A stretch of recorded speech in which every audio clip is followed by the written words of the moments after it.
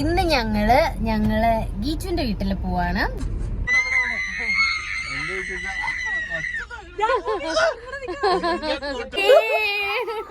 അങ്ങനെ ഞങ്ങൾ കണ്ടുമുട്ടി. നീ വളർത്തി നീ എന്നെ കൊന്ന്, നീ എന്നെ വെട്ടി, വെട്ടു നീ.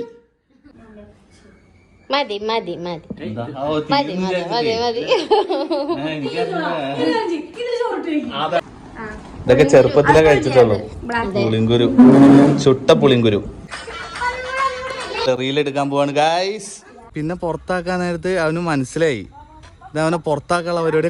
കണ്ടോ ഗായ്സ്, കട്ടുറുമ്പ് കടിച്ചു. എന്താ മാളു തെറ്റിപ്പോയി ഗായ്സ്. എന്തായാലും മാളു